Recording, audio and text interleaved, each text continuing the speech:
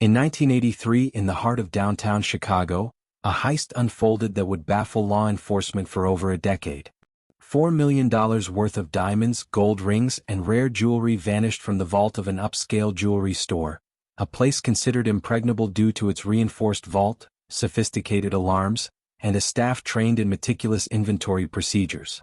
The store, nestled between towering office buildings on Michigan Avenue, was a gleaming glass-fronted structure that exuded security and exclusivity.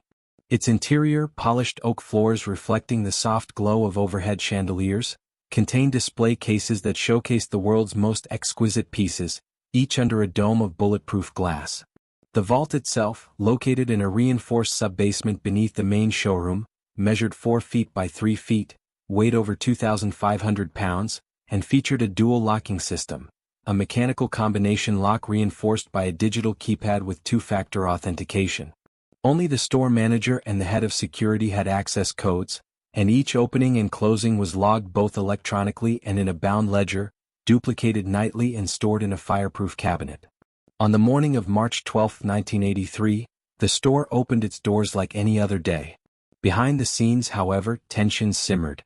The store's head of security, a veteran of the Chicago Police Department named Frank Callahan, had recently grown concerned about internal discrepancies in inventory reports.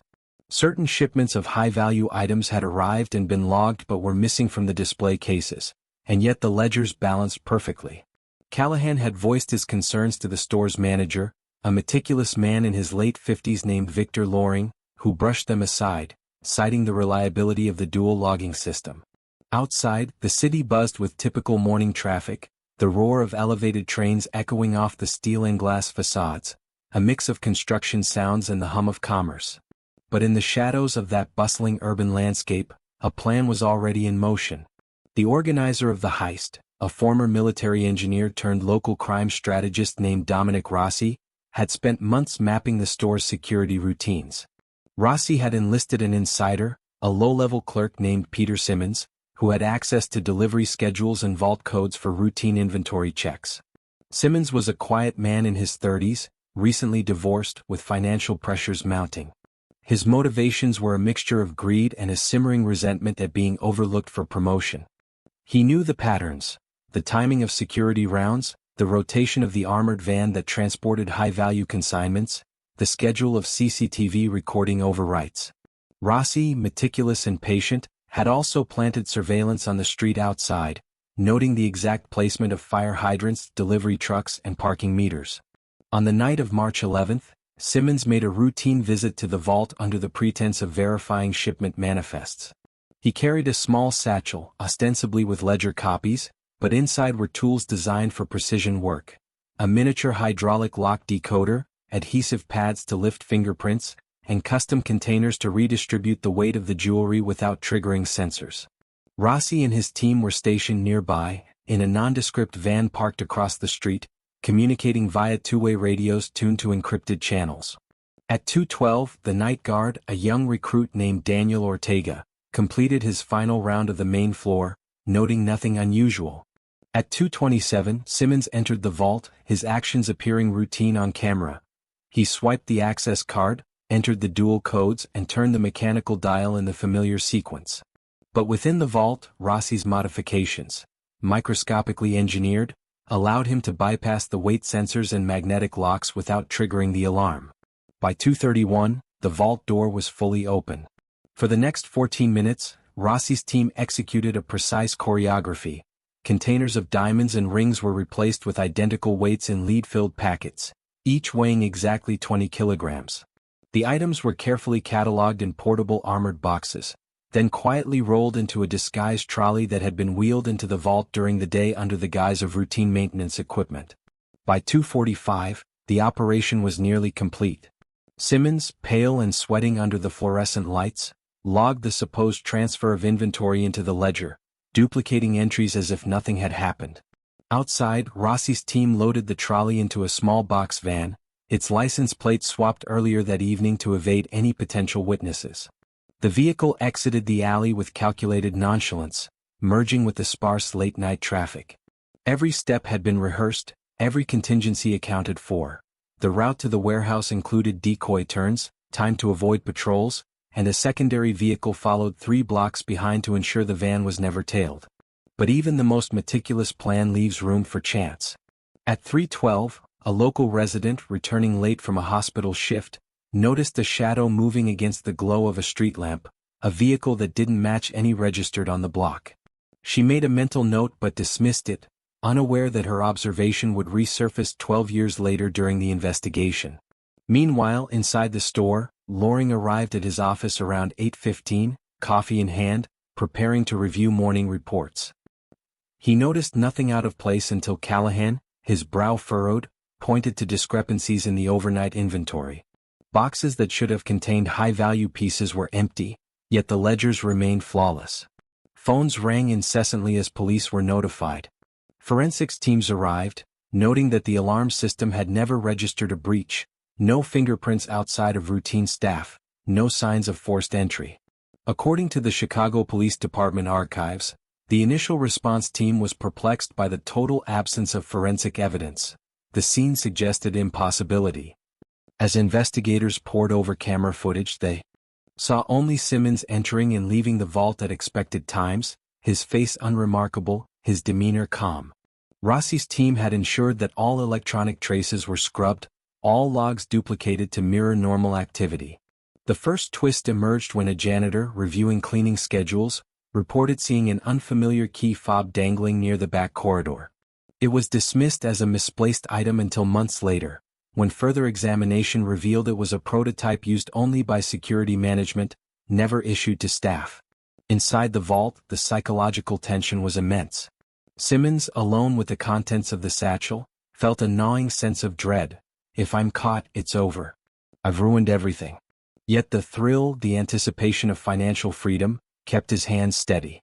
Rossi, observing from the van, muttered over the radio, "Timing is everything. Don't hesitate. Trust the plan." By dawn, the jewelry was secured in a temporary warehouse, hidden beneath false flooring, each piece individually catalogued, wrapped in protective casing, and weighed to ensure the swap was undetectable. The city awoke unaware of the disappearance, the morning newspapers reporting only a minor disturbance at the jewelry store, omitting any mention of the missing $4 million worth of assets. Weeks passed with no arrests. Investigators speculated, rumors circulated, and yet no evidence pointed conclusively to the perpetrators. Simmons returned to his routine, his internal conflict escalating as he realized the enormity of what he had done. Rossi maintained constant surveillance, ensuring no leaks within their circle. The operation's brilliance lay not only in its execution but in its psychological manipulation of the participants. The insider was indispensable, yet fully dependent on the organizer. The organizer controlled the flow of information. The police remained 2 steps behind. Over the following months, analysts reviewed CCTV footage frame by frame, interviewed every employee and audited every ledger. They found no anomaly in procedure, no obvious breach, yet subtle signs of tampering began to emerge. Duplicated ink in ledger entries, faint scratches on the mechanical lock consistent with precise tooling, and microabrasions on containers previously thought untouchable. Rossi, confident, moved the bulk of the stolen goods in stages, never storing all in one location. By December the trail went cold. Years passed. Chicago changed.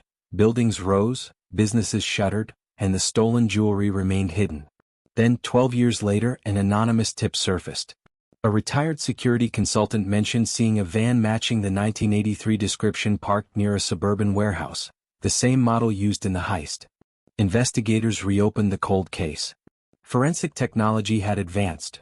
Latent fingerprints could now be detected on surfaces previously considered cleanable. Digital analysis of old surveillance tapes revealed shadowy figures in corridors where no staff should have been.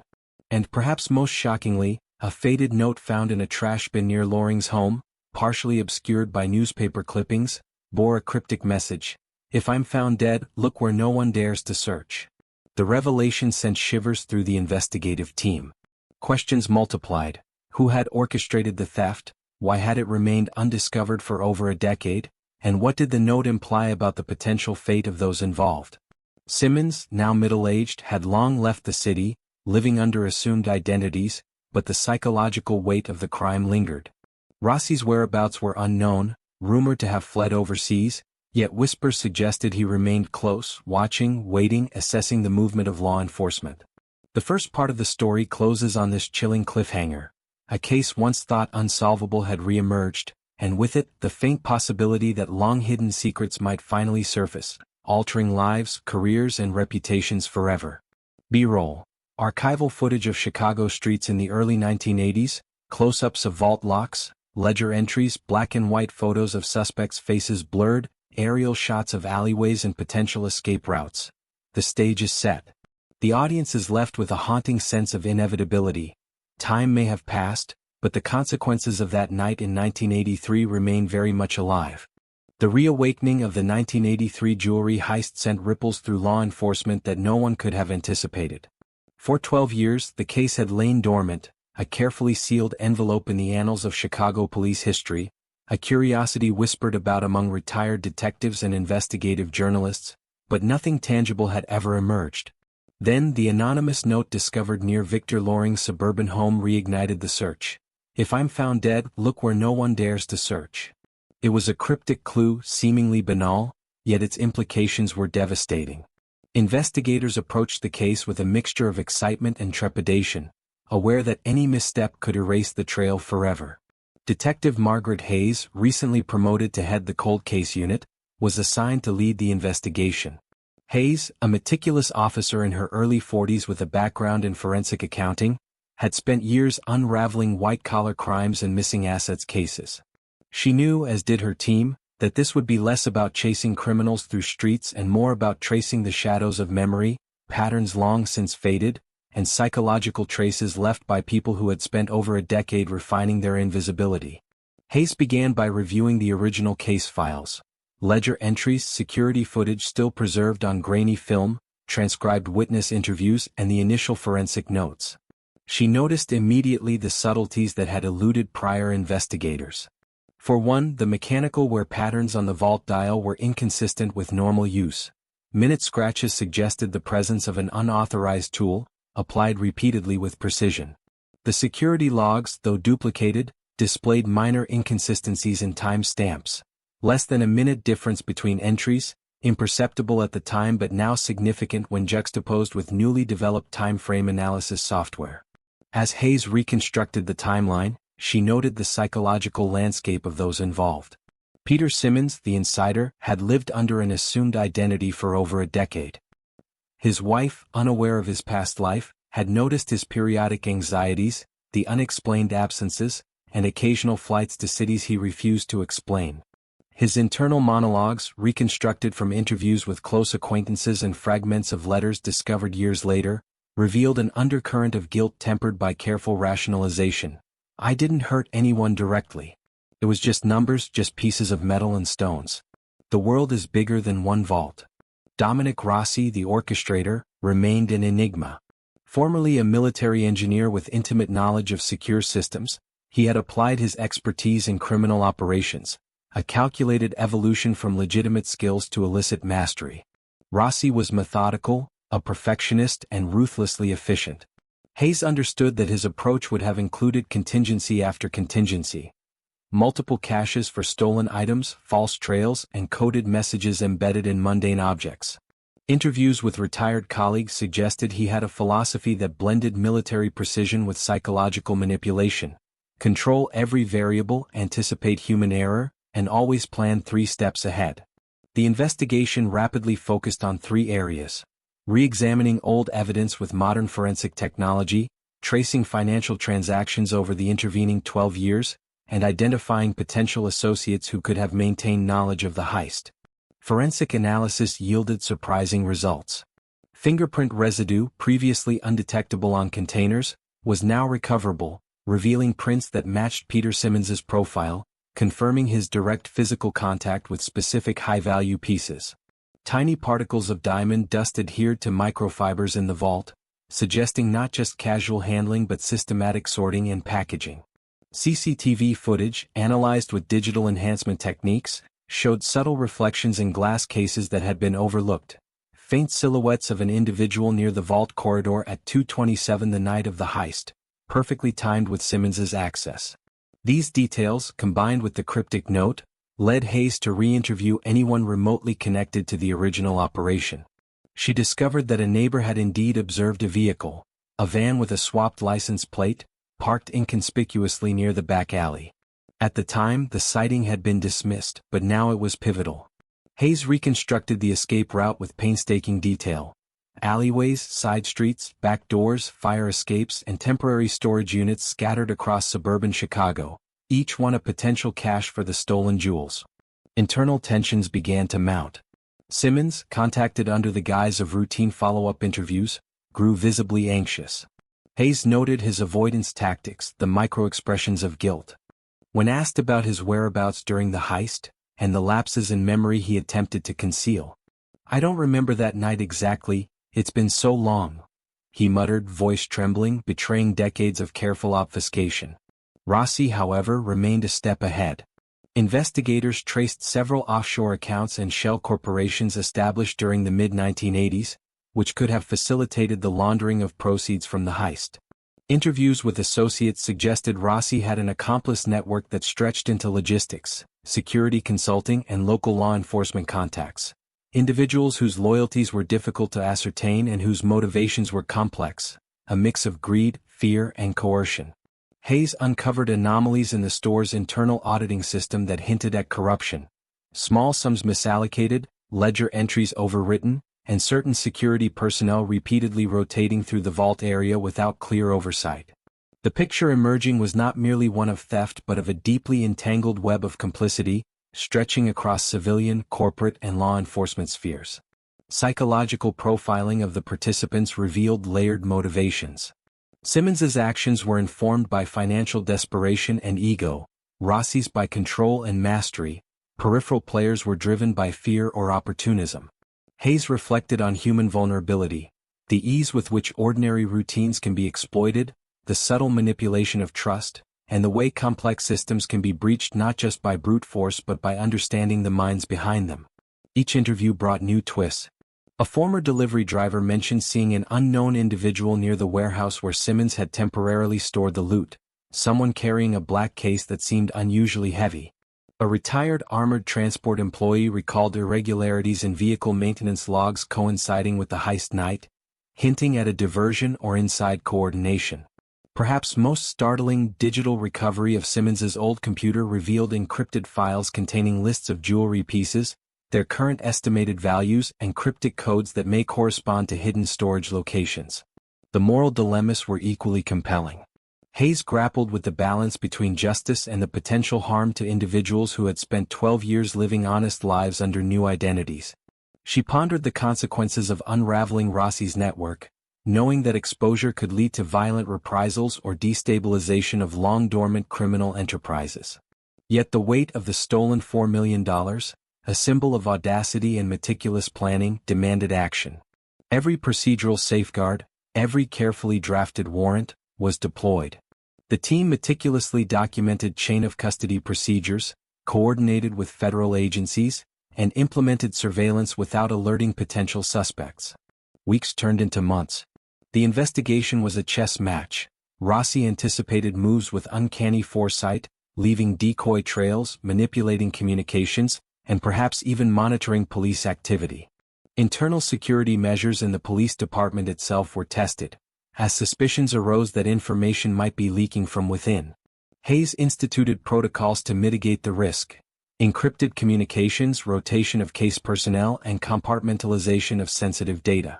The psychological toll on investigators mirrored that on the original participants. Long hours, fragmented leads, and the pressure of working on a high-profile cold case created an atmosphere of tension.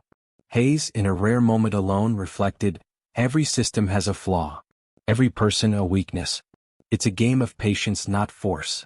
The second twist emerged when a retired contractor, previously considered peripheral, revealed he had inadvertently stored a shipment of unmarked crates at a suburban warehouse in 1984, unaware of their contents. The crates matched Rossi's temporary staging methods and contained a mixture of protective packaging and decoy items. Investigators surmised that some portion of the loot may have remained untouched for 12 years, hidden in plain sight, yet to be accounted for. Financial forensic analysis added complexity. Multiple shell companies, offshore trusts and intermediary accounts had circulated funds derived from asset liquidation, yet inconsistencies suggested some items were never monetized, implying the existence of caches still within reach. Every lead opened new questions. Had Rossi personally retained some high-value items? Had Simmons acted independently at any point, or was he always under strict control? Could unknown participants have accessed parts of the stolen wealth without the knowledge of either main actor? Meanwhile, public fascination grew. Media coverage, cautious yet relentless, began to explore the audacity of the crime, the intelligence of the perpetrators, and the absurdity of how a heist of such magnitude could have gone undetected for so long. Hayes knew, however, that public narratives often oversimplified the truth. The reality was far more nuanced. Human psychology, procedural gaps, and years of careful planning had converged to create an event that was as much a study in behavior as it was in criminal engineering. The final twist in Part 2 arrived when a previously overlooked ledger, discovered among Loring's archived papers, contained an obscure annotation, a set of coordinates coupled with a date 1 week after the heist, implying a rendezvous or transfer of goods unknown to investigators. The implication was immediate and electrifying. Not only might some of the jewelry still exist, but the plan had included contingencies beyond the immediate theft, suggesting foresight and reach that extended well beyond Chicago, perhaps into national or international networks. As Part 2 closes, the narrative tension crescendos.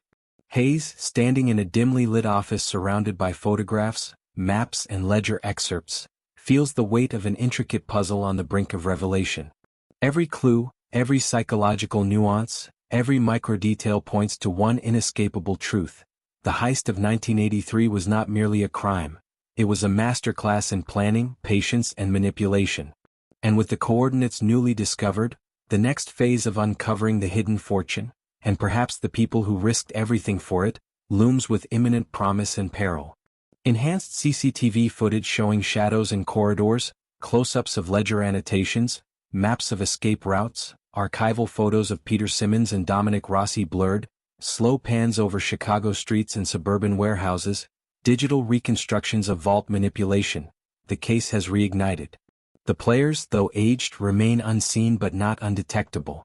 And for the first time in 12 years, law enforcement stands at the precipice of possibly unraveling a crime that has haunted Chicago, poised on the edge of revelations that could reshape lives, careers, and the understanding of human ingenuity and moral compromise forever. The discovery of the coordinates from Loring's ledger became the fulcrum of the final phase of the 1983 Chicago jewelry heist investigation. Detective Margaret Hayes coordinated a covert operation, tracing the trail to a nondescript suburban warehouse, long abandoned yet structurally intact, its steel doors rusted and padlocks brittle. Inside, the air was stale, layered with dust and the faint metallic scent of long-hidden valuables. Boxes, identical in weight and appearance to those catalogued during the original heist, were stacked along walls, concealed beneath false floors and hidden panels, evidence of Rossi's meticulous planning. Hayes and her team proceeded with extreme caution, cataloging each item before moving a single box, mindful of potential traps or evidence destruction. As they opened the first container, the brilliance of diamonds and the gleam of gold rings reflected the flickering flashlight beams, a tangible testament to the audacity of a crime that had outsmarted law enforcement for 12 years. Simultaneously, Peter Simmons, having been located through digital forensics and monitored phone communications, was placed under surveillance. His psychological state was fragile. The weight of decades-long guilt manifested in nervous tics and sleepless nights. Hayes, aware of the human dimension of the investigation, arranged for discreet contact, offering the possibility of cooperation in exchange for leniency. Rossi, the architect of the operation, remained at large, presumed overseas, but the evidence in the warehouse, combined with financial tracking and encrypted correspondence recovered from Simmons's old devices, painted a detailed map of his network. Confrontations were inevitable. During interviews, Simmons admitted to the meticulous logistics, the careful manipulation of security systems, and the replacement of high-value items with lead-filled decoys. His admissions were chilling in their precision. "We accounted for every gram, every reflection, every camera angle. It had to be perfect, or it wouldn't have worked." Hayes recorded every word, knowing that each confession not only solved the crime but illuminated the extraordinary interplay between human psychology, technical mastery, and moral compromise. The financial trails were equally revealing. Offshore accounts had funneled small portions of proceeds over the years, yet a significant fraction of the jewels remained untouched, preserved by Rossi's foresight. Hayes initiated international inquiries, coordinating with Interpol to identify potential points of sale or laundering attempts. Throughout the operation, internal reflections and moral questions persisted. The law had been circumvented by intelligence and patience, yet justice demanded exposure. The recovered assets, valued at over $4 million, were cataloged and secured, awaiting restitution. Public disclosure of the case was carefully managed, balancing transparency with the integrity of ongoing investigations and personal safety of involved parties. Media outlets were captivated. Archival footage of vaults and dramatized reconstructions captured the attention of a new generation, demonstrating that even decades-old crimes could be unraveled through diligence, technology, and human insight. The psychological aftermath was profound. Simmons faced legal consequences but received mitigation for cooperation, illustrating the complex calculus of culpability and redemption. Rossi, however, remained an enigmatic figure, a specter representing uncharted justice, a reminder of the enduring reach of meticulous planning and human ingenuity. As Hayes reflected on the operation's conclusion, she recognized the layers of human behavior, procedural design, and the relentless pursuit of truth that had converged to solve a crime that had become legend. The story closes with a final haunting image: the recovered jewels gleaming under forensic lights, a monument to both audacity and consequence, and a lingering question of whether Rossi, somewhere beyond reach, still watches, waiting for the world to turn, ever mindful of the echoes of 1983. Slow pans over recovered jewelry, close-ups of ledger pages, shots of Simmons under surveillance, archival Chicago streets, aerial shots of the warehouse, soft focus on Hayes reviewing files, ambient tension-building music cues.